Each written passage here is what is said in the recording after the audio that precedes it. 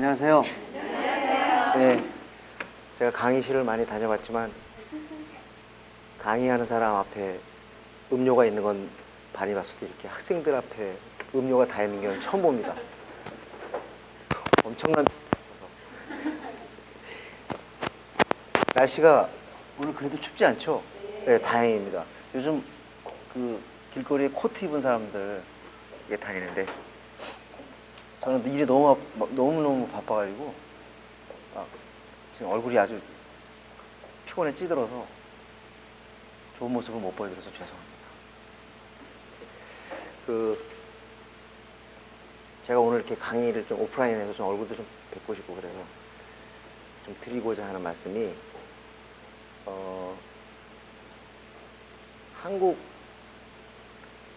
한국의 대중문화라는 것이 놀라울 정도로 비약적 성장을 갖다가 거듭한 그렇게 된 하나의 어떤 정황 같은 것을 한번 생각해 볼 필요가 있다.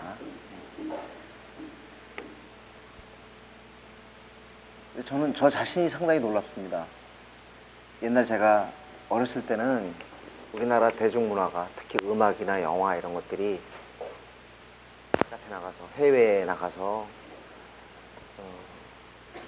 알려지고 그런 것 자체가 꿈만 같았던 것 같아요.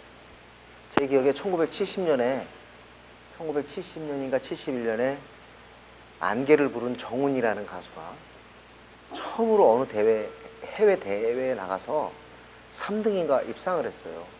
근데 그게 대한뉴스에 나왔습니다. 대한뉴스가 뭔지 아세요? 옛날에 극장에 가면 그거 알면은 늙었다는 얘기예요. 그런 건 좀 감추고 좀 그렇게 사셔야 되는데 그냥 그렇게 바로 그냥 진솔하게 자기 자신을 대한뉴스에 나오고 막 그게 마치 어떤 커다란 어떤 국가적 영예인 것 같이 이렇게 다뤄졌어요. 근데 지금 생각하면 그거는 정말 아무것도 아니거든요. 그죠? 문제는 있지만 B라는 아주 멋진 젊은 남자가 해외 나가서 절반의 성공이라고 밖에 할 수 없지만 그럼에도 불구하고 어쨌든 미국 시장에 문을 두드렸다는 사실. 그렇죠? 저는 개인적으로 B의 음악을 높이 평가하지는 않습니다. 우선 높이 평가하지 않는 이유는 B의 음악을 만들어준 이번 앨범은 아니고 그 전까지는 전부 박진영 씨가 음악을 만들어줬잖아요. 근데 박진영 씨의 어떤 리듬이라든가 전체적인 곡의 편곡 같은 거는 굉장히 우수합니다. 근데 그 곡의 어떤 맛을 갖다가 부여해 주는 것은 바로 노래 부르는 가수거든요. 왜 그러냐면 대중음악이라는 것은 아주 나이스한 리듬 아니면은 잘 들리는 멜로디가 생명입니다. 근데 우리가 그 음악에서 맛을 느끼는 거는 바로 멜로디하고 나이스한 리듬을 타주는 가수의 보컬이거든요. 근데 가수의 보컬이 대중음악 어떤 대중가요의 핵심임에도 불구하고 그 노래를 들으면 B의 노래 들으면 호쾌하지가 않아요. 생긴 거는 날씬한데 노래가 좀 감질납니다. 성량이 우선 충분하지 않아요. 그런 문제 때문에 항상 저는 B가 지금부터 해야 될 일은 바로 가창력이다. 다른 부분에 그 친구가 여러분 보셨겠습니다만은 무릎팍도사나 이런 데 나와가지고 아주 강한 집념과 인내를 보여주잖아요. 그죠?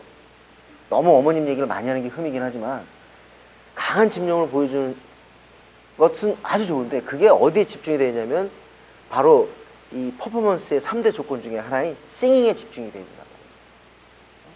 그러니까 현대 이 퍼포먼스라는 게 이 무대에서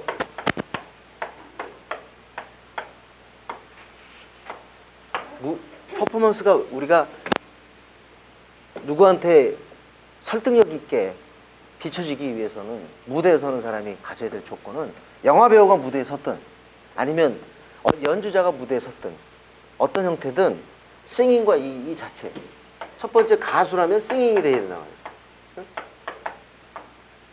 그렇지 않아요? 노래가 돼야 됩니다. 물론 우리나라 가수들이 일본 가수나 대만 가수 또는 동남아 다른 국가의 가수보다 뛰어난 재능을 가지고 있는 것은 분명한 사실입니다. 그럼에도 불구하고 비는 월드 스타라는 말을 듣기 위해서는 이 부분에 노력이 집중돼야 되는데 오히려 비는 여기에만 신경 쓰는 거예요. 여기 이거예요. 응? 그 다음 마지막에 뭐겠어요? 이건 이미 이 친구가 가지고 있잖아요. 응? 아주 탁월한 외모를 갖고 있다. 사실은 그 뭐 농담이지만 비의 어떤 외모는 우리 시절에는 아니에요. 어떻게 보면 좀 나쁘게 표현하면 약간 좀 너무 얇게 생겼어요. 쌍꺼풀도 없고. 오히려 옛날에는 저 같은 스타일이 먹혔습니다. 상당히 오만하지만. 근데 이렇게 좋은 외모와 훌륭한 춤 아주 박력 넘치잖아요. 예? 이걸 갖고 있는데 정작 중요한 이 부분에 노력이 집중돼야 되겠다. 그렇지만은 어쨌든 비는 아주 세기말과 새천년 우리 한국 대중음악계의 어마어마한 성과이자 소득입니다. 잘하게. 또 하나 보아 보세요. 보아는 다 갖췄어. 노래도 잘하고 춤도 잘 춰. 서태지와 아이들의 이준호가 여러분 이준호 알죠? 이준호가 제가 만나서 인터뷰를 하는데 남자하고 여자 중에서 당신이 볼 때 이준호는 알아주는 춤꾼이잖아요. 걔의 그 춤의 어떤 리듬하고 사위 이거는 아주 기가 막히거든요. 그 친구한테 물었어요. 남자 중에 누가 제일 춤을 잘 추느냐? 여자 중에 누가 제일 춤을 잘 추냐 했더니 연예인 중에서는 신화의 이민우가 아주 춤을 잘 춘다는 거예요. 단연 여자는 보아라는 겁니다. 왜 잘 추느냐? 보아는 춤에다 이모션을 넣는다는 거예요. 감정을. 그래서 춤 자체가 보아의 춤은 다른 사람들만큼이나 역동적이고 비슷할 수 있지만 굉장히 이모셔널하다는 거예요. 감성적이라는 얘기죠. 이 얘기 뭐냐면 살아 꽁투된다는 얘기입니다. 춤이 말을 한다. Dancing talks. 댄싱이 말을 한단 말이에요. 그런데 보아가 또 보아는 또 이것도 좋고 이것도 좋은데 키가 안 자라. 그 참 인생이라는 게 묘해요, 그죠? 꼭 다 될 것 같은데 하나가 모질라.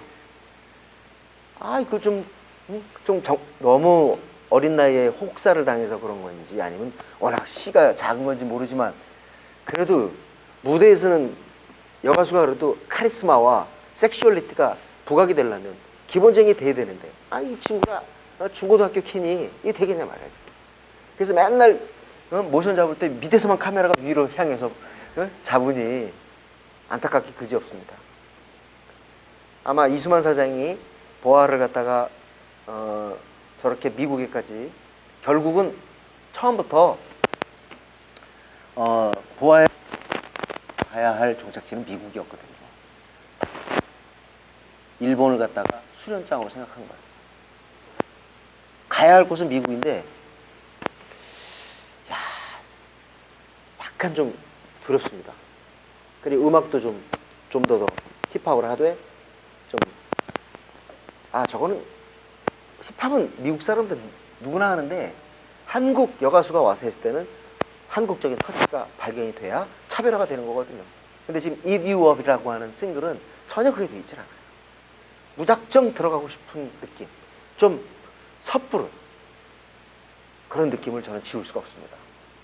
물론 영어로 랩을 하니까 저도 확실하게 판단 못하지만 음악적인 터치는 굉장히 우려가 되는 그런 부분이에요. 보아 그리고 동방신기, 이영애 정말 이 사람들이 지금 보여주고 있는 한류의 성과는 믿어지지가 않습니다. 제가 2년 전에 말레이시아를 갔는데요. 말레이시아에 가서 그 교민들하고 만났어요. 교민 회장하고 같이 저녁 식사를 하는데 한류 때문에 우리가 완전히 기가 살았다는 겁니다. 그리고 한국 남자들을 다 멋있게 생각한대요. 그래서 그전에는 아니었는데 갑자기 막 한국 남자 하면은 굉장히 멋있는 배용준 효과야. 윤사마. 예. 이 모든 것의 정점은 사실 배용준이라고 할 수 있죠. 배용준은 실제로 보면요, 전 2번 봤는데 뭐 걔는 음악하는 친구 아니고 인터뷰를 하거나 그러지 않았습니다만 이렇게 몸이 그냥 쫙 뻗었어요. 쫙. 아주 우리 입장에서 볼 때 기분 나쁜. 네? 너무 마치 막 다림질된 느낌. 쫙이에요, 그냥. 아주. 얼굴도 아시죠, 여러분들? 실제로 연예인들 보면 더 멋있는 거. 네? 이효리 여기 딱 서면 그냥 잠시 현기증 딱. 그 배용준 같은 경우는 일본의 40대 이상의 주부들이 한국말 최소한 10마디 이상 합니다. 누구 때문입니까? 배용준이 인기가 있으면서 일본의 여성 팬들이 NHK에 항의를 한 겁니다. 왜 당신네들은 한국어 프로그램을 마련하지 않느냐. 왜냐면 그 일본 여성들 사이에서 한국어를 얘기하는 거는 우리 한국 여성들이 마치 뭐 우리 젊은 여성들은 자미로콰이나 니오나 어떤 그런 멋있는 가수들을 아느냐 모르느냐가 쿨하냐 아느냐 결정되는 거예요. 그래서 40대 여성들한테 배용준과 한국말을 한 10마디 못하면 그건 낙후된 여성인 거예요. 그러니까 요청할 수밖에 없죠. 그래서 NHK에서 그거를 수용해가지고 한국어 그 프로그램 만들어가지고 지금은 굉장히 유창하게 해요. 사실은 지난 토요일날 제가 아라시라는 여기 젊은 사람들 아니면 여기 계신 분들 모르는데 아라시라고 하는 일본 아이돌 그룹이 있습니다. 아라시 일본 그룹이 있는데 이 친구들이 우리 지난 토요일 일요일에 공연을 갖다가 3차례 마련을 했어요. 토요일 2번, 일요일 1번. 근데 이 표가 1시간 만에 할 수 없이 일요일날 피곤한데 한 번 더 마련했어요. 오후 시간에. 그거 한 번 더 한다. 솔직히 알리자마자 다시 30분 만에 매진됐어요. 그리고 표를 산 아이들이 다른 친구들한테 팔 때 50만 원에 팔았어요. 안표가 50만 원, 공식. 그래서 저는 초대권이 12장이나 왔는데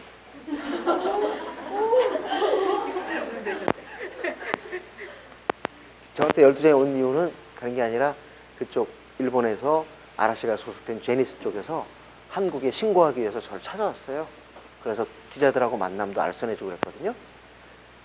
아라시를 보면서 느낀 게 굉장히 많지만 첫 번째는 그 아라시 멤버들이 한 명 다 인기가 있어요. 5명. 다 인기가 있는데 그 중에 한 사람씩 돌아가면서 한국말로 공연이 끝나갈 때 인사를 하더라고요. 근데 그게 안녕하세요 이게 아니야. 그 수준이 미크 이게 아니라고요. 제대로 배웠어 한국말을. 제대로 배워서 굉장히 유창하게 한국말을 하더라고요. 제가 볼 때는 저게 대충 오늘 막 써가지고 외운 게 아니라는 게 느껴졌거든요. 그러니까 우리 한국어가 저렇게 옛날 같으면 우리가 일본어를 배워야지 누가 일본 사람이 한국말을 배웁니까? 에? 우리보다 못한 나라 배웁니까? 라는 게 항상 상향지향적인 성격을 갖고 있습니다. 하향할 때는 사회가 너무 주류화 또는 과잉상업성 때로는 그 부패 그런 요소가 있을 때는 정반대로 하향으로 치솟게 돼 있어요.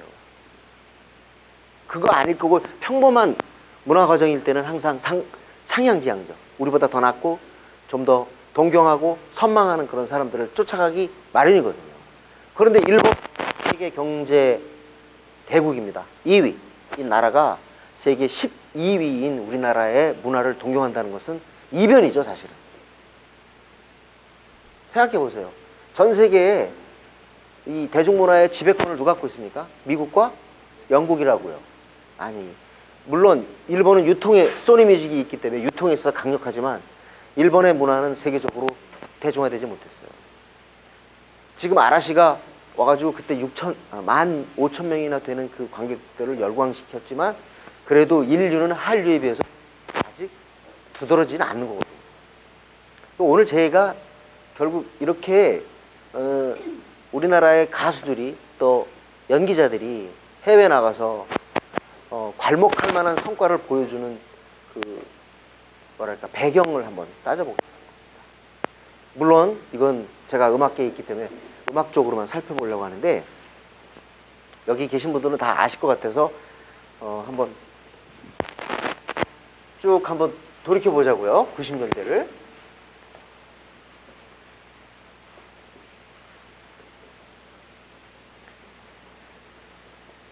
그 지웠는데 더 더러워졌다.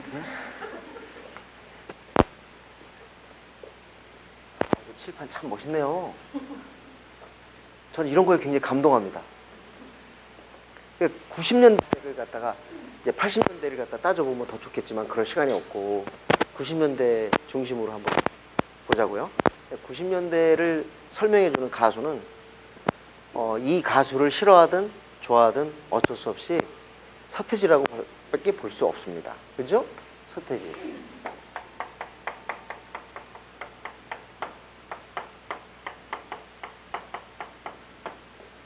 자, 80년대가 조용필이었다면 90년대는 서태지와 아이들입니다. 그리고 그거는 항상 한 디케이드, 10년을 갖다가 이끌어가는 건 한 명의 슈퍼스타가 있어요. 50년대는 엘비스 프레슬리, 60년대 비틀즈, 70년대는 엘튼 존, 아니면 아바, 그리고 80년대 마이클 잭슨, 마돈나, 그리고 90년대 너바나의 머라이어 캐리 이렇게 되거든요. 외국에서도. 우리나라도 마찬가지예요. 우리나라도 70년대는 뭐 송창식이라고 저는 생각합니다. 네. 70년대는 신중현과 패티김이고요. 신중현과 이미자고요. 한 명 더 한다면 패티김이 되는 거고. 80년대는 아시겠지만 조용필 시대. 그리고 90년대는 누구죠? 바로 서태지와 아이들입니다. 90년대에 서태지와 아이들의 등장이라는 엄청난 사건.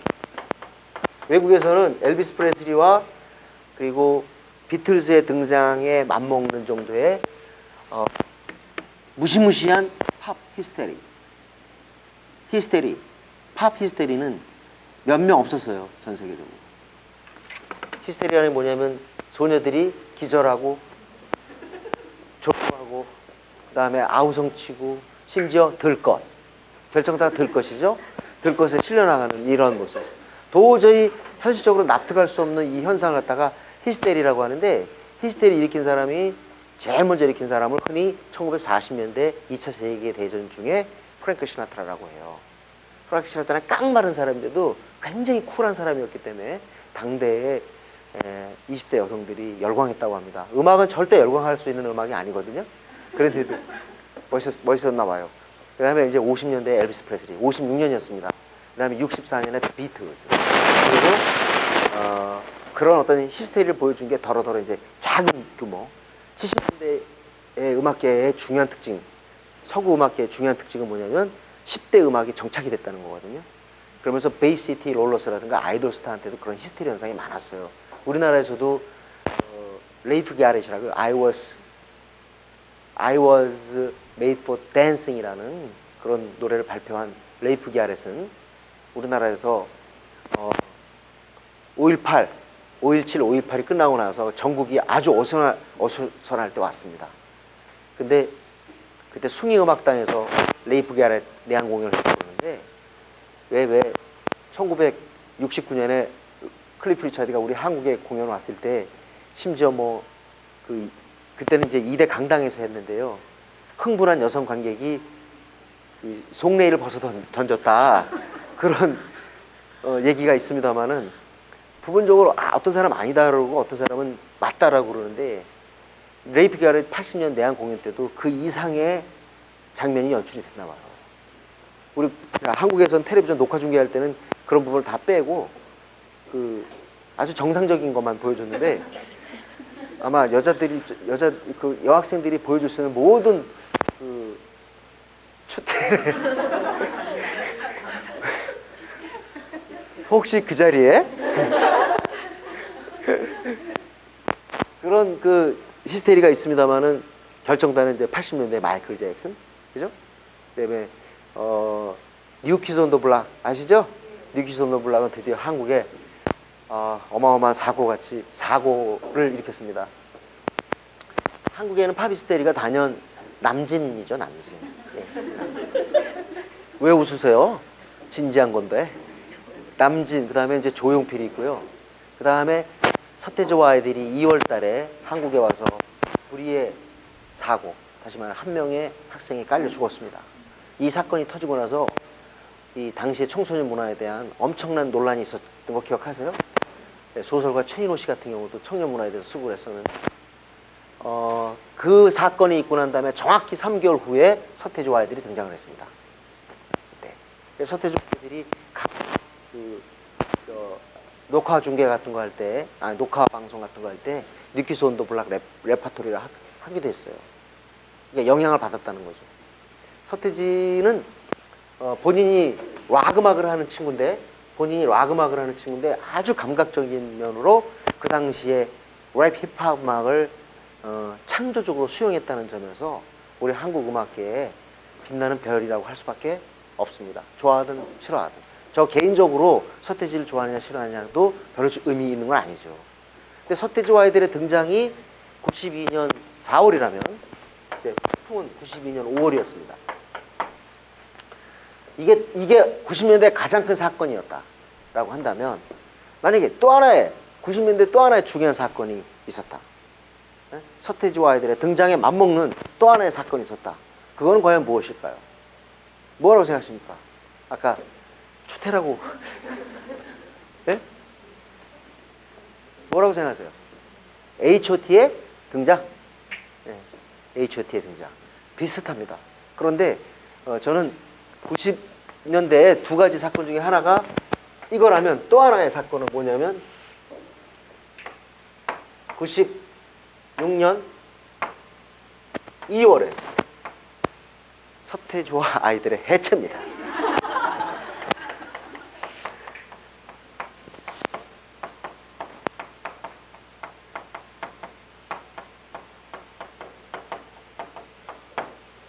제가 이런 얘기만 하면 꼭 임진모 씨는 모든 걸 다 서태지로 푼다고, 서태지 환자 그러는데 절대 사실이 아닙니다.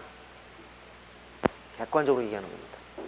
근데 서태지와 아이들이 등장했을 때 우리 음악계가 산업적으로 폭발했다고 얘기를 합니다.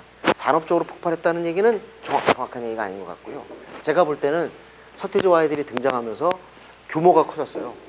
그러니까 산업적인 규모가 아니라 그냥 우리 음악계의 덩치가 커졌습니다. 20만 장, 30만 장짜리 그 20만, 30만 장이 최고 판매를 이룩하던 때가 바로 서태지와 아이들 등장하기 몇 년 전에 변진섭이나 이문세로 깨졌어요. 그런데 서태지와 아이들의 등장은 밀리언셀러를 갖다 일상화시켰다 그럴까? 100만 장짜리가 너무 당연한 정도로 100만 장짜리 가수들이 너무 많이 나왔어요. 그러니까 서태지와 아이들은 어떻게 보면 우리 음반 시장의 정점에 있었다라고 얘기할 수 있겠습니다. 그러니까 사실 우리 음반 시장의 크기에 가장 기여한 사람은 80년대 조용필이거든요. 그러니까 이 사람이 덩치를 크게 했다는 그 공로를 갖다 서태지한테 줄 수는 없고, 제가 볼 때는 하여튼 이 덩치 자체를 굉장히 키우고 밀리언셀러를 일상화시켰다라고 저는 생각을 합니다. 예. 그런데 서태지와 아이들 등장에 이전에 1989년에 이승환이 등장합니다. 먼저 서태지와 아이들 먼저 등장한 사람, 그 다음에 이보다 더 빨리 1988년에 대학가요제를 통해 가지고 신해철이 등장합니다. 무한궤도 아시죠? 그때 노래 뭐예요? 네? 그때 당시 대상 받은 곡이 뭐죠? 정확히 어물어물하지 마시고, 예? 그렇습니다. 예. 그대에게. 이 신해철의 그대에게를 본인이 그렇게 얘기하더라고요. 공연장에 가서 그대에게 할 때까지 40대 주부들이 안 나간답니다. 추억이 있는 곡이죠. 그리고 1990년 유재하가 죽은 날, 유재하가 죽은 11월 1일에 데뷔한 가수가 있습니다. 1990년 11월 1일 누구죠? 신승훈. 음악적으로 볼 때 곡을 쓰고, 곡 잘 쓰고, 자기가 분명히 곡을 쓰고 자기의 표현 세계를 명확하게 가지고 있는 90년대 음악계 3S 누구야? 서태지, 신해철, 신승훈. 네. 3였습니다. 물론 제가 만든 얘기고요. 그리고 이제 서태지가 등장하고 난 다음에 우리 음악계는 급속도로 포크 중심의 음악계에서 랩, 댄스로 옮겨갑니다. 이 얘기는 흑인 음악으로 무게중심이 이동했다는 것을 말하는 겁니다. 이 흑인 음악의 결정타를 찍은 서태지 이후의 최고의 현상, 바로 김건모죠. 김건모는 요즘 들어서 너무 텔레비전에 많이 나오는데요. 잘못하는 거라고 생각합니다. 물론 서태지같이 이렇게 덜 나와서 또 신비주의라고 지적받는 것도 문제가 있다고 생각하지만, 김건모는 지금 텔레비전에 나오는 것이 자기 위신을 세운 거라고 잘못 생각하고 있어요. 그렇게 따지면 신승훈은 어떻게 되는 겁니까? 나는 신승훈의 음악을 여자들이 좋아해서 싫어했어요. 그런데 여기 계신 분들이 아실는가 모르겠는데, 제가 90년대 93년, 92년, 94년 이때까지 음반 제작을 했어요. 음반 제작을 했는데 여기 계신 분들이 모르잖아요. 망했다는 얘기죠. 망했어요. 그런데 마지막에 여기 아실란가?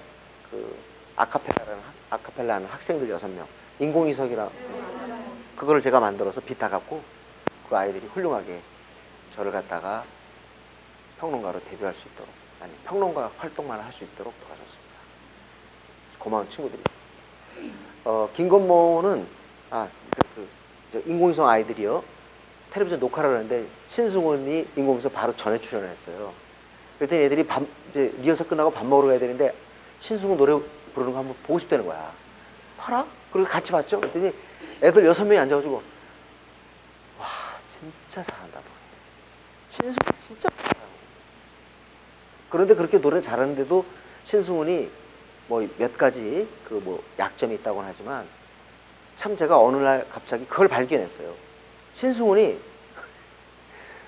지금까지 활동 17년, 18년 하는 동안 단 한 번도 CF를 출연 안 했다는 거예요. 인쇄 광고도 안 했대요. 그래서 왜 안 했냐 그랬더니, 아니 맨날 아이스크림이나 이런 거, 과자 이런 거 들어오는데 노래는 어제는 사랑, 오늘은 이별을 이렇고 아이스크림 이런 식으로 할 수가 없지 않냐는 거예요.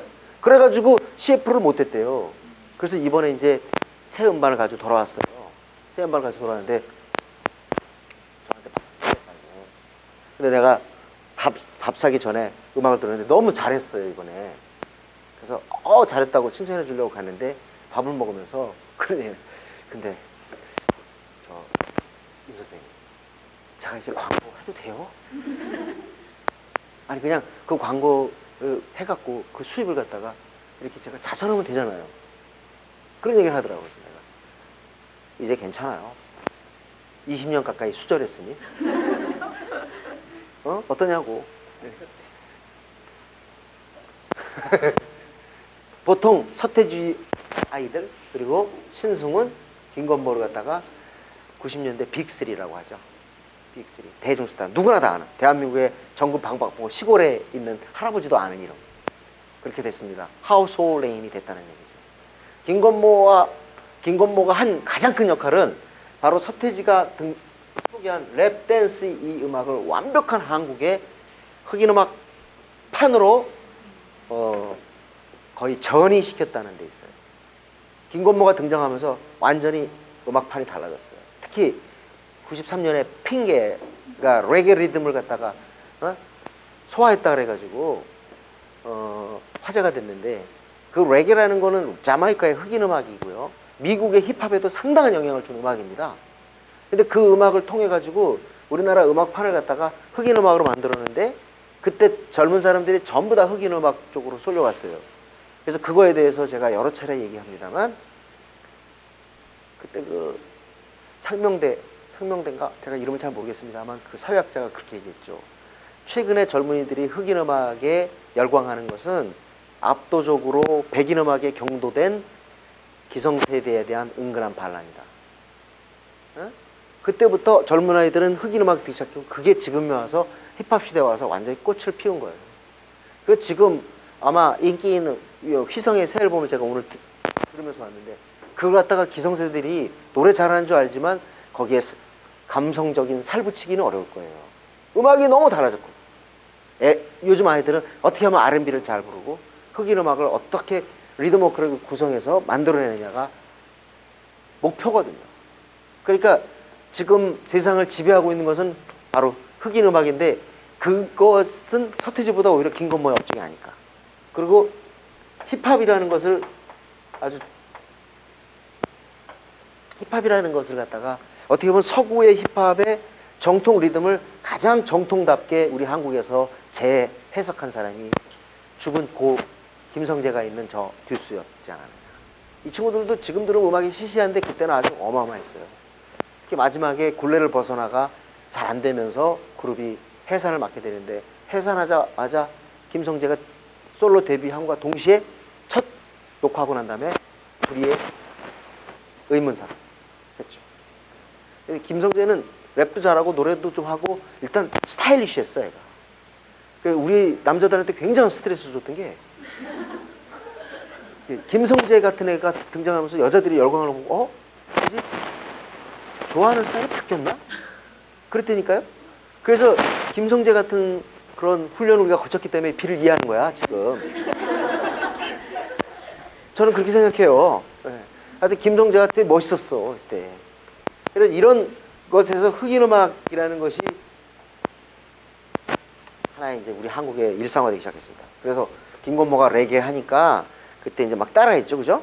그래서 투투, 1과 2분의 1 투투, 101번째 만남 룰라, 그냥 걸었네 임종환, 그다음에 칵테일 사랑해 마로니에, 막 이런 레게 곡들이 막 쏟아져 나왔어. 결정타 닥터 레게, 망했지만 닥터 레게 마지막 막내가 나중에 훌륭하게 참고 견디며 내공을 축적해서 새천년에 들어와서 드디어 스타덤을 맞이했습니다. 그 이름 바비킴. 바비킴의 음악 아직도 레게죠. 그 아주 지금은 우리 음악계의 그 젊은 대부로 추앙받고 있습니다. 바비킴이 아주 멋진 친구. 아유 진짜 괜찮은 친구. 그렇게 이 흑인 음악이 그 대세를 이루고 난 다음에 여기에서 요 흑인 음악 분위기에서 첫 번째 하나의 새로운 뭐랄까 그룹핑이 생겼다 그럴까요? 그룹핑 중에 하나가 R&B 그룹이에요.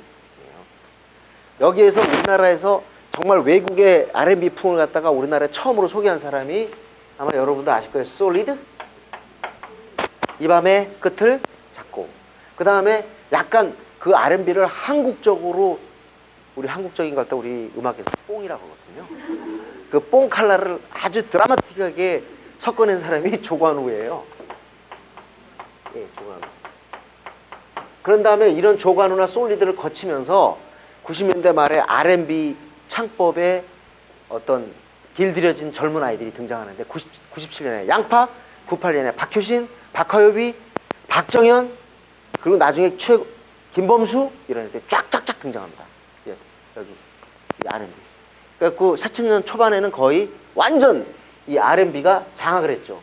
4000년대 들어와서 이거의 뭐랄까 시장 크기를 갖다가 거의 독점한 아이들이 브라운 아이즈였어요. 벌써 1년. 아세요? 네. 여기 젊으니까 물론 더러더러 나이대가 보이긴 하지만 다 아실 거라고 생각합니다.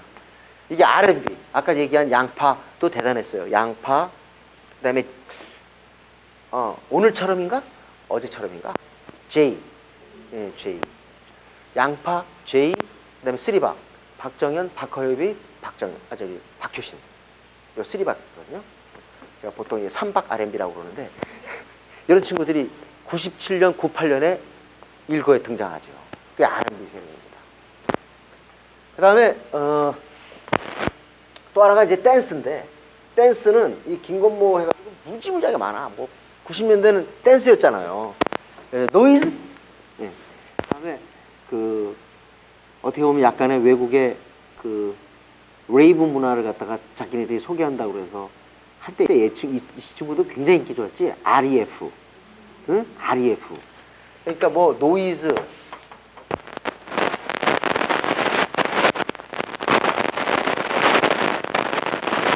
요거 같은 댄스 팀이 있었습니다. 댄스 팀. 그리고 90년대에 또 하나 인상적인 흐름이 뭐였냐면요. 이렇게 얘기하면 될까? 안치환과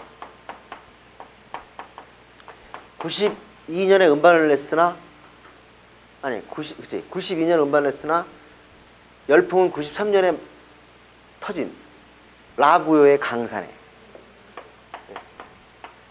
그리고 강산에와 비슷한 시기, 한 2년 정도 뒤늦게 타장이라는 노래로 데뷔한 윤도현. 지금은 윤도현 밴드, 그래서 줄여서 영어로 YB라고 합니다. 윤도현 밴드. 그 다음에 노차사 출신의, 노차사에 공연을 가면 항상 그 여자밖에 보이지 않았어. 우선 미모였고, 그 다음에 소리가 굉장히 우렁찼습니다. 그 이름 권진원.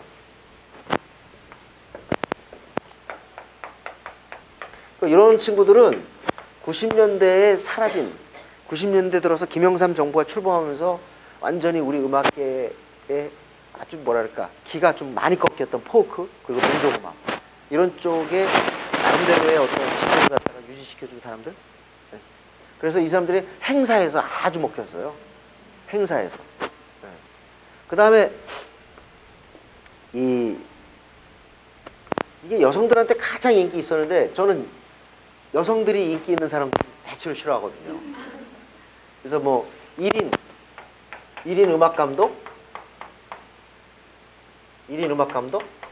그래서 아주 섬세하게 자기 자신의 음악을 표현해주는, 그러니까 곡을 갖다가 직접 쓸 줄 알아야 되겠죠. 싱어송라이터, 송라이터. 곡을 제대로 쓰고 그러면서 아주 섬세한 자기의 세계를 갖다가 표현해낼 줄 아는 그런 애들이 쭉 등장을 했어요. 아마 이때가 우리 음악계의 하이라이트가 아니었을까, 90년대. 그렇게 생각하는데, 그게 우리 남자들이 대체로 얘들 음악을 몰라 잘. 유희열, 얘는 토이라는 이름으로 있고요. 그 다음에 전람에서 나온 김동률, 그 다음에 카니발, 패닉에서 나온 이정, 그리고 클래식의 마법의 성이라고 하는 90년대 최고의 가요를 쓴 김광진. 바로 더 클래식이죠? 김광진. 그리고 이 전에 80년대 말에 등장했던 유영석, 조규찬, 이런 사람들 여기 다 속합니다. 조규찬. 이런 친구들은 자기들이 곡을 직접 쓰면서 독특한 어떤 코드웍, 그리고 노래에서 음색을 갖고 있었는데, 유난히도 하여튼 유희열하고 김동률, 이 두 사람은 여자들이 아주 좋아해요. 지금도 좋아합니다. 이유를 모르겠습니다. 근데 남자들 누가 그래요 그걸? 이유를 여자들도 좋아해요. 남자들은 오히려 좋아하는 가수라기보다 좋아하는 밴드들이 있지.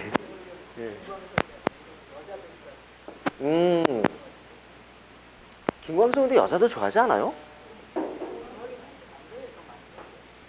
왜냐면 서른 즈음에 때문에 그래요.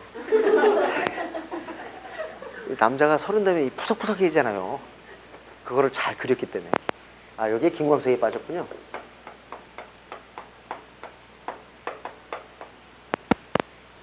요런 사람들이 등장을 했어요. 그런데, 자, 96년 2월에 이렇게 쫙 이 사람들이 등장해가지고 활동을 하고 있어요. 물론, 아직 96년 2월 해체 전이니까, 뭐, 토이란 이름, 그 다음에 전람회, 그 다음에 뭐, 패닉, 그리고 요 둘이 나와가지고 만든 카니발, 여기에 중요한 사람이 빠졌네. 윤상. 이 친구가 대단한 친구예요, 윤상이. 음악을. 어떻게 보면 이 애들 중에서 가장 음악적으로 탄탄한 애가 이 윤상일지도 몰라. 내가 꼭 얘기할 때마다 윤상을 뺀단 말이야. 뭐 있어서 그런가, 얘가? 예?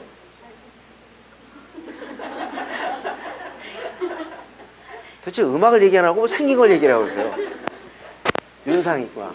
그러니까 이런 친구들이 다 활동을 하고 있었잖아요. 그죠? 네, 활동을 하고 있어서. 이승환도 여전히 대단했습니다. 이승환도. 뭐 여기 다 말할 필요도 없죠. 이거 다 여기. 자, 여기 이름들이 등장을 하다가 서태지와 아이들이 해체됐습니다. 바로 이렇게 해서 저희가 창작의 고통을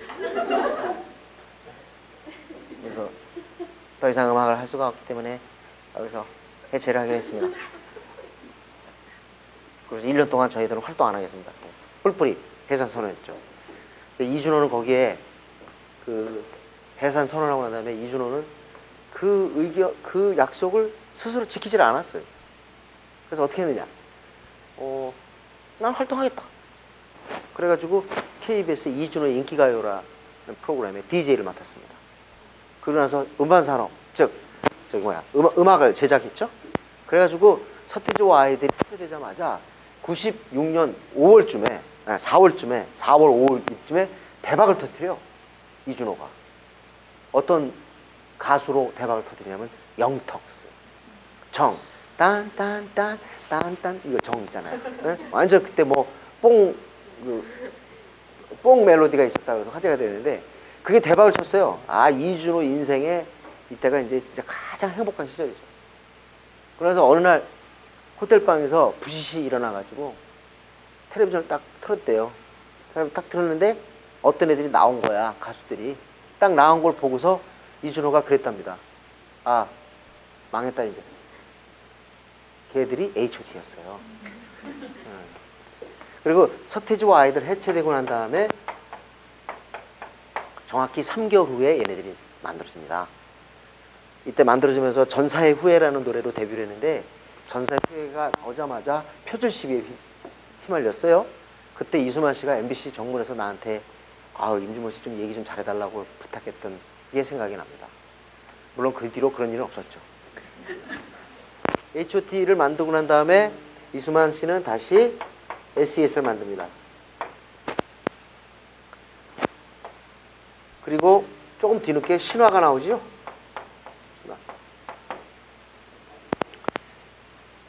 H.O.T하고 SES가 하도 대박을 치니까 이수만 사단에서 SM이죠. 사단에서 그러니까 이제 DS 즉 대성음반에서 이 대성음반의 사장은 이호연 씨인데요.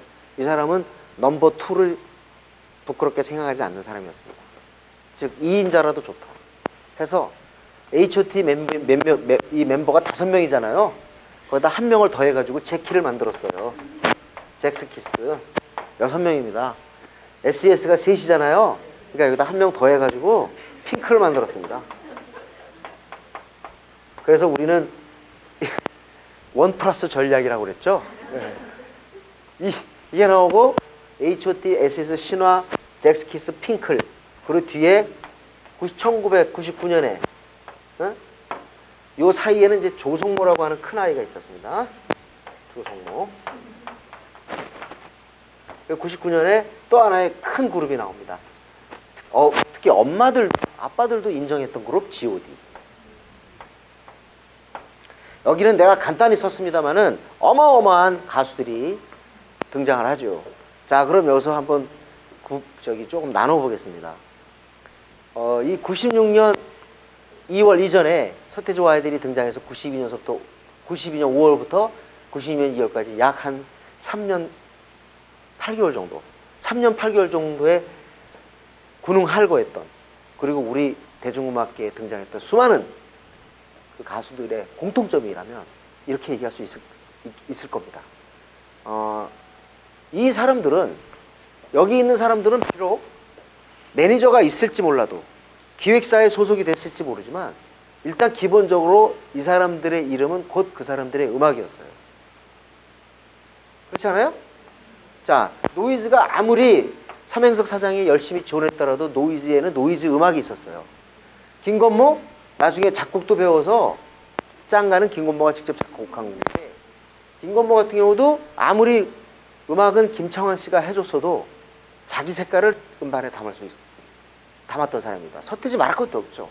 신승훈? 자기가 작곡하는데 누가 터치를 합니까? 삼행석 사장도 신승훈 음악에 조금도 얘기하지 않았어요. 왜냐면 지가 알아서 하니까. 여기 그 뒤로 아까 제가 투투룰라 이런 친구들 있어요. 투투룰라 마로니에 이런 사람들도 지금의 아이들하고는 비교할 수 정도로 음악에 자기 자주권이 있었어요. 아무리 매니저가 뭐라 그래도 자기네들 색깔을 담을 줄 알았어. 아, 가서 봐. 내가 여기서 뭐 하나 뺐다. 쿨이 없네. 쿨하고 코요테가. 쿨하고 코요테마저도 자기 스타일대로 음악을 만들 줄 알았다고요. 그래서 이쪽에는 설사 소속사가 있더라도 그래도 자기 스타일의 음악을 만들어 나가려는 그런 아이들이었어요. 아티스트라고 이름할 수는 없지만 분명히 음악이 무엇이고 나는 음악을 한다라는 자기 정체성이 있었어요. 이때까지는. 그런데 96년 2월 H.O.T 이후로 어떤 현상이 벌어졌느냐. 아이들이 H.O.T 음악을 얘기하기 전에 이걸 이수만 사장이 만들었다는 걸 더 먼저 아는 겁니다. 요즘 샤인이 딱 나오면 SM에서 나왔기 때문에 SMP래. SM 퍼포먼스. 그래서 샤인이 딱 나오면 이게 SM에서 나온 물건이기 때문에 SM에서 나온 음악 상품이기 때문에 애들이 신뢰하는 거예요. 소비자들. 아이들이 신뢰해. 그러니까 누가 먼저 만들었는지 아는 거예요. 자, 제키 핑클도 이호연 사장, DSP 작품이다. 그리고 조성모 뒤에는 김광수라고 하는 나중에 연가로 대박을 터뜨린, 그리고 그 사람이 또 저기 SG 워너비도 만들었습니다. 에? 그 김광수 사장이에요. 아주 우리 음악계 엠넷 사장까지 합니다만 우리 음악계의 매니저의 큰 별이죠. 이수만 씨나 이호연 씨 못지않은 대단한 사람입니다. 김광수. 어디서부터 시작을 했냐면 김한선 일 때부터 시작을 했으니까. 저랑 나이도 거의 비슷해. 한두 살밖에 안 어려요. 이 사람이. 조성모 이 사장이. 예? 그리고 G.O.D 이때부터 이제 사이더스. 이 G.O.D와 함께 떠오르는 사람이 누구예요? 박진영 아니에요? 박진영. 예? 아 진짜 여기 계신 분들 아시겠습니다만 이 G.O.D의 어머니께는 정말 눈물 없이는 못 들어 그거. 어?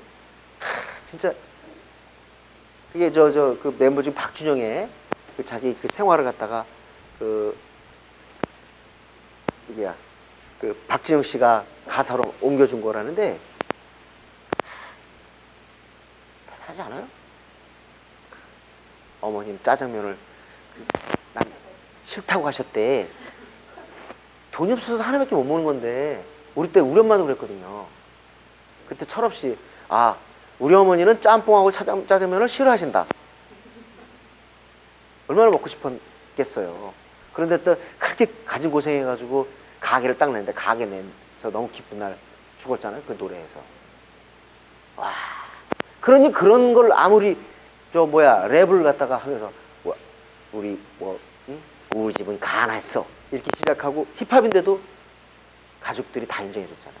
그런데다가 사이더스가 너무 잘한 게 또 그런 이미지를 갖다가 거의 확인사살하기 위해서 출연을 갖다가 육아일기를 또 시작하잖아. 그러니까 그때 당시에 신화 음반 산다 그러면 아버지가 신화? 안 돼. 그런데 G.O.D 산다 그러면 걔는 괜찮더라 애들이 이러면서 용돈을 줬다니까요. 그러니까 G.O.D가 어려운 상황에서 또 100만 장 팔고 그랬던 거예요. 하여튼 참 굉장히 이쁜 그룹. 그렇지만 여기에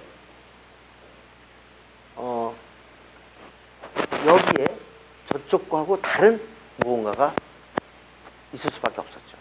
그걸 한번 생각해 보시면서 제 입이 아프니까 한 5분간만 휴식하겠습니다. 지금 여기서 이제 계속 하면 자 H.O.T, S.E.S 신화 물론 이 사람들의 개인적인 역량 또 뭐랄까 매력 같은 것들은 굳이 얘기할 필요가 없을 겁니다.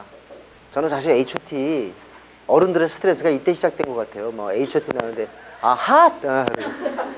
S.E.S가 다 세스 막 그러고 그랬던데 오늘.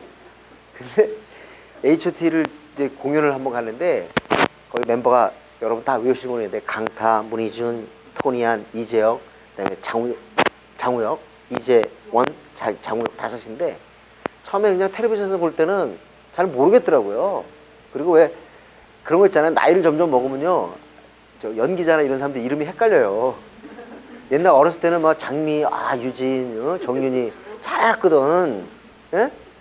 그래도 저기까지는 내가 견뎠어. 차화연, 뭐, 그, 원미경, 정혜리.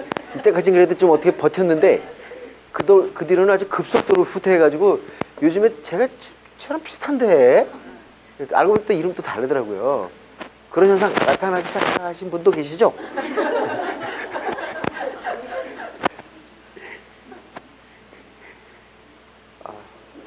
근데 정말 H.O.T는 잘 모르겠더라고요. 근데 그리고 공연장에 딱 가는데요. 애들 피켓 들고 있는 거야. 근데 정말 필름에서 보는 비틀즈 공연 보는 것 같은 거야.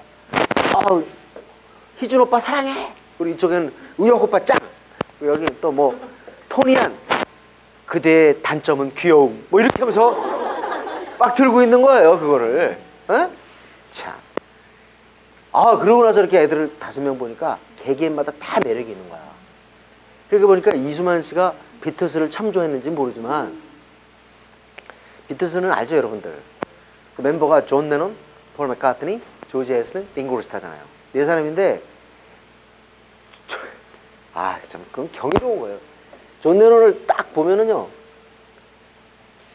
하여튼 좀 냉소적이야, 사람이. 까칠해. 근데 좀 뭔가 무게가 있고 지적이야. 그러니까 저 사람한테 가서 뭔가 고민 상담하고 싶은. 이게 존 레논이야. 근데 폴 맥카트니는 일단 커피 한잔 해야 돼, 걔랑은. 굉장히 얼굴이 예쁘거든요. 그래서 그때 영국에서도 그 폴 맥카트니가 다 charmer, 매력적인 사람, charmer라는 표현을 썼는데, 조지에서 또 말이 없어요. 굉장히 딱 뭔가 생각하는 그런 스타일. 그래서 모성 본능을 일으킨다 그럴까? 여자들 입장에서. 링고 스타는 또 귀여워요. 그러니까 막 같이 수다 떨고 싶은 거야. 그러면 제가 늘 얘기하지만 존 레논 오빠, 폴 맥카트니는 애인, 조지 해리슨 동생, 링고 스타는 친구야. 그 여자들이 좋아하는 게 4명 타입이 다 있잖아. 그래서 성공했다는 거예요. 그런데 우리가 생각할 때 이쁜 애들 5명 딱 해놓는다고 될 것 같아요? 망해. 개개인의 캐릭터가 있어야 된다고요. 너는 무슨 역할? 너는 무슨 역할? 너는 수다쟁이? 너는 예를 들면 약간 조용하네? 너는 좀 약간 무식해 보이고, 그리고 너는 좀 영리해 보이고, 그리고 너는 도움이 딱 이게 나와야 돼. 근데 그게 H.O.T 딱 돼 있는 거 가보죠. 그래서 쟤 좋아하는구나. 이해가 되더라고요. 진짜 청소년이 좋아하는 5 남자 타입이랄까? 얼마나 잘 만들어놨는지 몰라. 그러니까 5년을 갖다가 정말 우리 한국 음악계에 태풍을 몰아쳤죠. 그 5년 동안 판 앨범 숫자만 1000만 장입니다. 놀랍죠? 그리고 돈도 무지 벌었어. H.O.T 음료도 있었잖아. 아세요? 그것도 그거 모르시면 외국에서 사셨구나. 그저 진짜 하여튼. 그리고 또 이 신화 대단해요. 사실 텔레비전에서는 신화를 그 매력을 잘 몰라요. 근데 저는 언제 알았냐면 그래서 비가 나쁜 남자로 신인으로 등장한 게 2002년이 맞나? 맞죠? 2002년에. 취향이 다 나타나네. 2002년에 그때 이제 SBS 인기가요 때 제가 심사를 했어요. 그래서 이제 보러 갔는데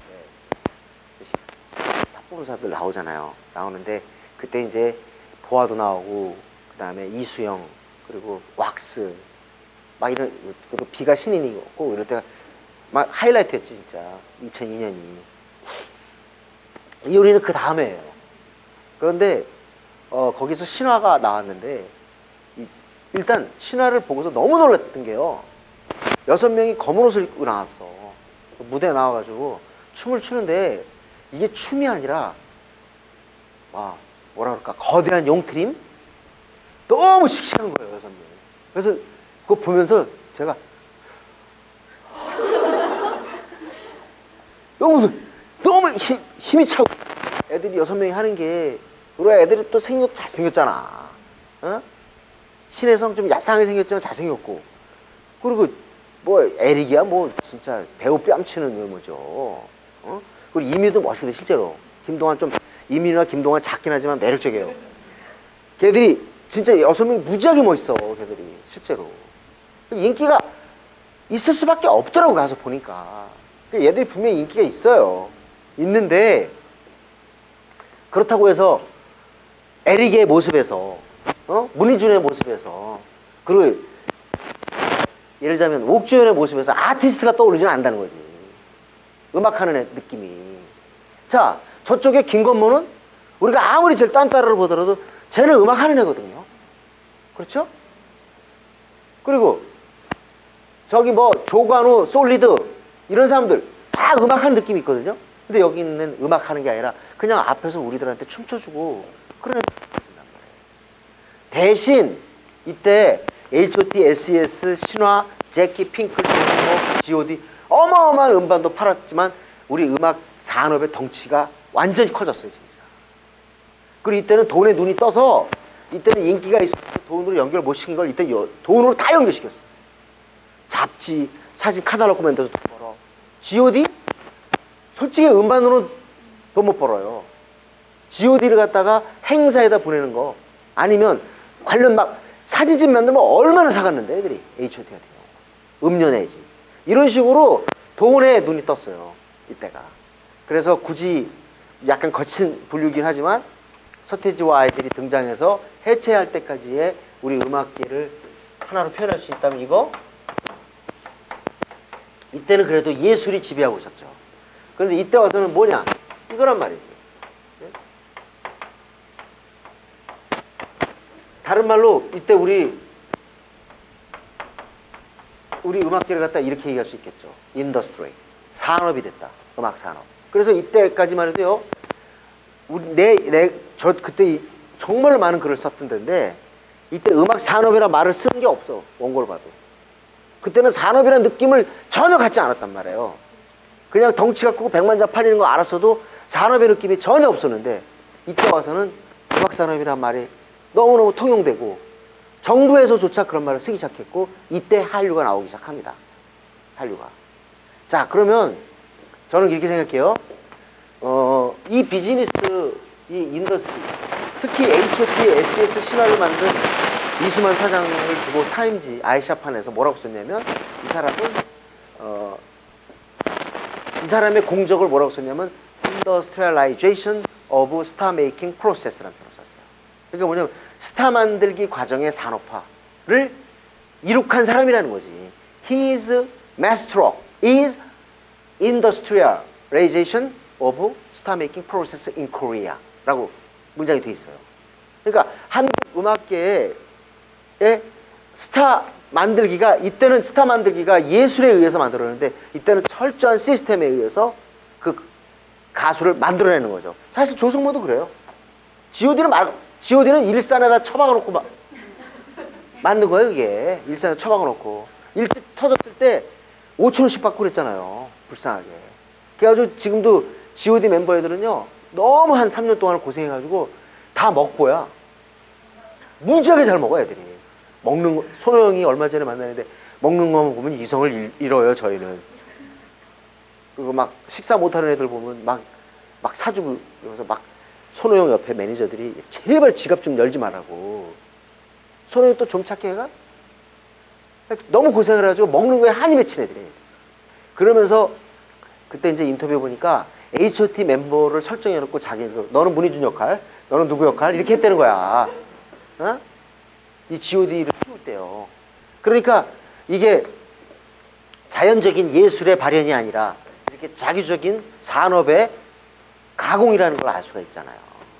그러니까 이때 무게중심은 확실히 비즈니스요, 음악 산업이라는 표현을 쓸 수 있고 여기도 산업화적인 요소가 없지 않지만 기본 이때 당시에 나온 가수들을 지배하는 코드는 역시 음악 예술이었다. 이렇게 볼 수 있어요. 그러면 우리가 한류라는 것에 대해서 한번 되짚어 보면 역시 이때 당시에 아트가 여기 와서 많이 무너진 건 사실이에요. 그렇죠? 여기 이때 이 아쉬운 건 뭐냐면 누가 산업화되고 누가 비즈니스가 횡행하고 산업화되는 걸 싫어할 사람이 어떻겠어요? 우리가 뭐 같은 활동을 하면 대가를 바라는 게 인지상정 아닙니까? 뭔가 실적이 있어요. 성과가 있어야죠. 당연한 거 아닙니까? 그런데 음악하는 사람들은 눈물 젖은 빵이니 뭐니 얘기하면서 가난한 거 너무 당연시하고, 사실 저만 해도 지금도 일 하나도 없고 정말 한 푼 안 벌어도 자신 있다니까요. 워낙 이 일생 자체가 IMF였기 때문에 어? 편안하게 살 수 있어요. 앉아가지고 세끼 먹고 그동안 못 썼던 책 쓴다 이렇게 생각하면 끝이야. 저는 가난한 이게 워낙 체질화돼 있거든요. 음악하는 애들 그래. 밴드 애들 보면 눈물 나죠 진짜. 어? 그런데 그게 아름다워? 돈도 벌고 그래야지. 그러니까 이런 과정이 분명히 필요하단 말이에요. 그런데 문제는 이 과정에 의해서 과잉 상업성에 의해서 점점 음악을 예술로 만들려고 그러고 뭔가 음악적으로 하려는 그런 노력들이 차츰차츰 사라지기 시작했어요. 어? 지금 박진영이가 진짜 뭐 리듬 후크라 그러나 아니면 nobody but you 얼마나 재밌어. 그렇지만 우리가 그거를 들으면서 진짜 우리 가슴을 울리네 진짜. 막 텔미를 듣고 노바디 듣고 막 욱해가지고 이런 사람이 있어? 있을 리가 없지. 완전히 음악을 갖다 재미와 제롬 코드로 만들어놨는데. 그렇잖아요? 그런데 이제 우리 이제 박진영 같은 거 생각하는 거 그거야. 사장하고 다 하냐고. 야, 우리가 너무 요즘에 리듬 쪽만 가지 않았냐. 멜로디 좀 써야지. 이런 식으로 음악을 갖다가 진지하게 접근하는 게 아니라 그냥 오로지 그 시대의 포인트와 트렌드와 시점만 생각해서 음악을 만들게 된단 말이에요. 박진영이 나쁘다는 게 아니라 그런 환경 속에 있단 말이에요. 그러니까 우리는 이 음악 산업 시대가 되면서 너무 예술을 잃었다. 예술을 많이 잃어버렸다. 라고 얘기할 수 있을 것 같습니다. 그런데 저는 1999년 한류, H.O.T. 물론 그 전에 우리나라가 참 잘했던 게요. 중국을 바로 가지 않고 일단 대만을 거쳐서 제일 먼저 시작은 사랑이 뭐길래예요. 대발이. 예? 최민수하고 참 그런 걸 잘 기억해요. 사랑이 뭐길래가 92년 3년 아닌가요? 93, 4년 아닌가? 오래됐죠? 굉장히. 아닌가? 93, 4년 아니에요? 그때 사랑이 뭐길래서 타타타 뜬 거죠? 그럼 93년이야. 93년, 94년이라고요. 그때. 그런데 그 사랑이 뭐길래가 중국의 드라마에 수출돼가지고 대박이 터졌어요. 그게 시작이라니까요. 중국에. 근데 대만에서 먼저 터지고 또 중국에서 터졌어. 근데 98년에 여러분 그거 아시죠? 대만에 가가지고 클론이 사건을 터뜨렸는데 클론의 노래 2개 꿍따리 샤바라고 돌아와가 98년, 99년 2년 연속 음반 판매 1위였어요. 제가 그때 대만을 갔거든요. 대만에 가가지고 진짜 우리 재밌었는데 그때 1등을 클론이 하는데 음반 매장마다 클론 사진이 있더라고요. 네, 대만 가가지고 재밌는 건데 이거 한번 뭔지 한번 맞춰보세요. 이거 큰일 났네. 이거. 한자가 생각이 안 나네. 이게 긍자 맞죠? 긍정할 때. 맞나요?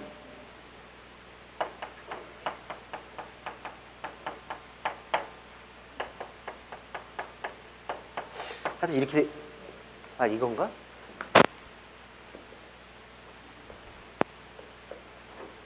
이거다 이거. 이게 뭐예요? 금이잖아요. 이렇게 써있더라고요. 간판에. 그래서 저게 뭔가 금덕키? 뭐 하는 집일까? 했더니 켄터키야. 그래서 KFC를 이렇게 써놨더라고. 진짜 가면서 얼마나 재밌는데. 롤렉스를 뭐라고 그랬더라? 하여튼 그런 식으로 전부 자기들 말로 해놨는데 재밌어가지고 야 저게 뭐 맞춰보자고 내기하자 막 그 길거리 다니면서 그랬었는데 그해 98년 99년 2년 동안 클론의 앨범이 1등 했습니다. 그러면서 99년에 가갖고 H.O.T가 99년에 들어갔거든요. 그러면서 중국에서 폭발했어요. 인기가. 나 아라시 이번에 공연을 하는데요. 나 그게 있을까 없을까 무지무지 궁금했어요. 그런데 애들이 아무리 아라씨가 좋다 그래도 그 공연장에 일장기를 갖고 오진 않다고 해야 돼요. 일본 국기는 우리가 크리프리차를 좋아한다고 영국 국기 갖춰서 이렇게 하지는 않았거든요. 그냥 우리는 그냥 가서 그냥 뭐 이름 쓰고 뭐 이렇게 막 좋아하잖아요. 일본 국기를 일장기를 갖다 가지고 아무리 아라씨가 좋다고 그러지는 않아요. 근데 H.O.T 공연에 가보신 분들은 아마 막 눈물이 날 거야. 태극기를 들고 온다니까 애들이, 중국 애들이. H.O.T 북경공원에서 태극기를 들고 왔어요. 태극기 없는 애들 어디냐? 가방 여기 뒷가방 있죠? 거기다 태극기 이렇게 달았어요. 그래가지고 중국 기자가 그걸 보고 깜짝 놀라가지고 뭐야 이거? 그래가지고 거기서 한류란 말이 나온 거예요. 그러니까 한류란 말의 시작은 H.O.T였던 거야. H.O.T. 너무 놀랍죠. 나는 진짜 NRG 공연 가서 죽는 줄 알았어요. 난 NRG 공연을 보러 간 게 아니라 NRG 사장이 김태형이잖아요. 우리 강의에 나오죠? 김태형 씨랑 저는 무지하게 친한데 수학회 때부터. 그래서 나는 그 공연을 보러 간 게 아니라 그냥 갔어. 근데 가서 연락이 돼서 NRG 공연을 보러 간 거예요. 그 공연장 이름이 뭐더라? 하여튼 되게 하여튼 살벌했는데 애들이 딱 들어가니까 한 8,000명이 딱 몰려들었는데요. 공연장 딱 들어가가지고 이제 NRG가 나온 거야. 짜장 하고 나온 거야 NRG가. 나와서 애들이 나와서 막 춤추잖아요. 그럼 우리는 뭐예요? 와 박수 칠 거 아니야. 가만히 있어 애들이. 나와서 한 30초 지나도록 NRG가 딱 나오자마자 막 그 애들이 막 춤추니까 애들이 이거야.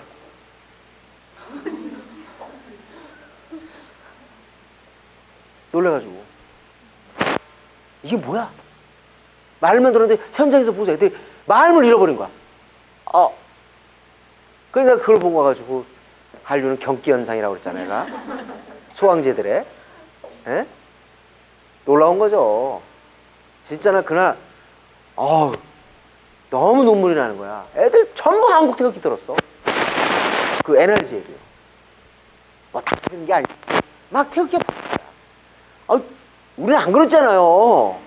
아무리 마이클 잭슨이 좋다고 해서 미국 국기 와서 성적이 흔들었나 우리가? 마이클 사진을 흔들었지? 야, 그래서 이게 진짜 현상이구나 하는 생각이 들었어요. 그런데 거기에서 우리가 이 한류에서 딱 우리가 평가해 줄 될 것은 이런 거라는 거죠. 지금 이제 한류가 많이 식어간다 하는데 저는 이런 얘기도 웃긴다고 생각해요.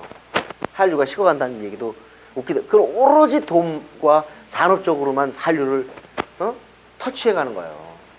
그게 아니야. 지금 일본 사람들이 배용준 인기가 4년 전보다 지금 못하겠죠, 그죠? 3년 전보다 못하겠죠. 2년 전보다 못할 거예요. 그걸로 해서 한류가 식었다고 얘기를 해? 그거 정말 무식한 보도예요. 가장 중요한 건 그동안에 얼마나 많은 사람들이 일본 사람들이 한국의 문화를 알게 되고 긍정적으로 생각하고 한국의 드라마를 갖다가 시청률이 떨어지더라도 지금도 지속적으로 본단 말이에요. 그 한국의 문화가 계속 가슴에 들어가고 있는 상황이잖아요. 그런 거는 포착하지 않고 오로지 드라마 수출량과 그 다음에 그 프로그램의 청취율, 시청률로만 잰다는 게 맞다고 생각하세요? 진짜 그게 비문화적 접근이라는 거예요. 물론 문화가 산업화되고 그렇긴 했어도 잃지 말아야 될 것은 우리는 문화를 수출하는 거지 껌을 수출하는 게 아니잖아요. 도대체 그런 보도가 나오는 그 자체가 전 너무너무 한심하다고 생각해요. 보아가 나왔을 때 보아가 2003년에 일본에서 열풍이 일으켰을 때 막 그때 당시에 총리 누구야? 고이즈미가 막 보아 공연 보러 가고 그랬잖아요. 그런데 그걸 갖다가 고이즈미가 보러 갔다. 걸어다니는 1인 기업이다. 보아가. 돈을 엄청나게 벌어야 오리콘 차트 1위 했다. 드디어 한류가 이제 일본 정복. 사실 일본은 우리보다 잘 사는 나라잖아요. 그런데 그걸 정복했으니 얼마나 뿌듯해? 인정합니다. 그런데 거기에 보아가 왜 일본 사람들이 인기 있는지 분석한 기자는 단 한 명도 없었어요. 오로지 돈, 달러. 이 어려운 판국에 보아는 일본 가서 엔화를 벌어들인 이런 거지 같은 이런 보도가 어디 있습니까 이게? 물론 그런 것도 보도를 해야겠죠. 그렇지만 더 중요한 거는 왜 보아 현상이 일본을 강타했는가? 그러면 일본의 아티스트하고 보아가 뭐가 다르는가? 그리고 보아의 댄싱과 싱잉은 사실은 보아가 노래를 잘해서 그렇게 된 거예요. 노래를 잘해서. 응? 어트랜티스 소녀 들어봐요. 처음에 그 호흡까지 그대로 담았어. 자기는 그 라이브에서요 그렇게 뛰고 다니는데 보아가 노래를 다 해요.